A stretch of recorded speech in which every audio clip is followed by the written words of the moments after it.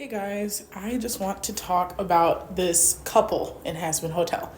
And maybe no more Hazbin Hotel videos unless you guys really want more, because I can talk about this show nonstop. I've watched it 4 times already. I'm at my dad's house, so if you hear the freaking smoke detector alarm, that's why. Yes, he's a black man. Anyway, let's talk about Vaggie and Charlie. Chaggy, whatever it's called. Varley, Chaggy. So there's 3 types of couples in media that I can think of off the top of my head, right? There's the couple that's introduced to break up. The toxic, horrible couple that was introduced literally to watch their relationship disintegrate over time, to watch them break up. There's the relationship that exists as this like form of all relationships. Every relationship in the story should aspire to be like this relationship, right? And then the third is the slow burn, like very healthy. We watch over time them develop into a relationship. Those are the types of relationships in media from the top of my head, right? I'm not like actually thinking about every possibility, but those are the main 3 from the top of my head. This couple is so fucking awful, right? So when I think of the first example, right, the couples that are introduced to break up by the end of the show, I think of Scooby-Doo, Monsters Incorporated, Shaggy and Velma. They're introduced literally to break up by the end of the show. So we're just watching their relationship disintegrate. You know, Velma's too controlling. She's kind of a bitch. Shaggy is more of a free spirit, and Velma really likes structure. I have no idea why they ever decided to date. The next kind of couple exactly like this is Mr. Peanut Butter and Diane from BoJack Horseman. These are couples we're meant to start the show like, holy shit, this is the most toxic shit ever. I hope they break up by the end of this. And then they do, because that's why they were introduced. I can't think of any off the top of my head of like a couple that starts off together, goes strong, grows in love, and is this form of the perfect relationship. I can't think of that off the top of my head, but again, this is a quickie, so I won't dwell on that. You guys in the comments can, talk about those relationships, like if you think of them. So put that in the comments. A relationship where they start and finish strong. They might have some bumps in the road, some bumps and kinks. Who cares? That's fine. But they're there to show like, hey, this is how you handle conflict in a relationship. This is how you handle differences. This is how you handle this and that. At the end of the day, you guys love each other. You belong together. It's a good relationship. So put one of those in the comments, because I'm not, like, I'm blanking on an example right now. Then there's the slow burn, right? Like there's a million examples of those, of the will they, won't they, oh my God, they would be so good together. Oh, I hope by the end of this they're together. And, the third person comes to make the whatever jealous. And then that's how they discover that they fucking love each other. I think of Don to Don for this, especially because I just finished watching season 1 of Don to Don, where there are 2 people who are very compatible, who belong together, and some third or fourth person or outside force forces them to see like, oh my God, me and you would be great together. Or like, we could fight these things together. We could progress together. So which of those 3 options are Vaggie and Charlie? I'll save you the time to think. They're literally none of those. They are none of those. They exist as a couple for gags and jokes. That's my 100% opinion.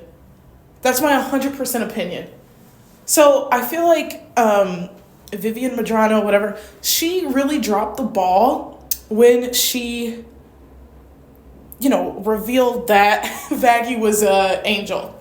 That was her point in time to show us a little bit of anything with this couple. Some friction. Let's see some friction. Because already we're shown that this is a very fucking toxic couple. There's one person in this duo who exists to serve the other. That's already a 0 out of 10. Not a 0. That's like a 2 out of 10 for as far as interest goes. That is not interesting, because Vaggie is barely even her own character. She's just this extension of Charlie. She's Charlie's sword, which, that could be intentional, but it would have to result in Vaggie realizing, like, hey, I'm much more than this bitch's sword. I have much more going for me. At some point there has to be a separation.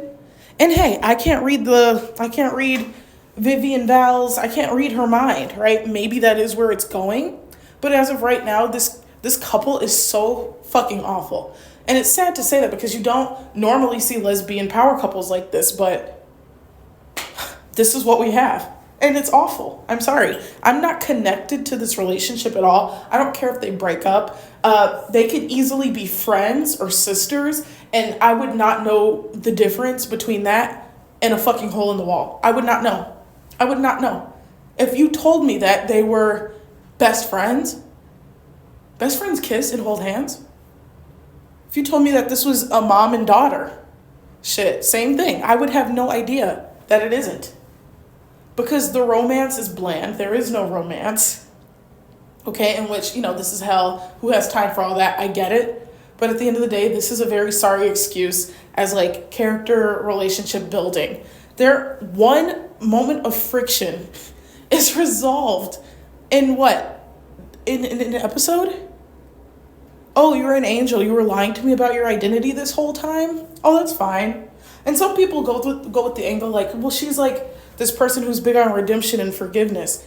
Yeah, so that makes sense for you were an angel, you were an exorcist angel killing demons. That could be redeemed, that could be forgiven. But you lied to my face about who you are, about who you were? That's a whole different thing. That's a whole different thing. And you never told me I had to find out about it. That's a whole different thing than, oh my God, everyone can be redeemed. I believe everyone can be redeemed. So no, that does not fix it. That does not make sense. It's not good. It's not good. And it's sad because Hazbin Hotel is such an original concept, such deep world building, such, vibrant characters, most of them. But this relationship is just so dull and bland. They get overshadowed by literally every other character relationship.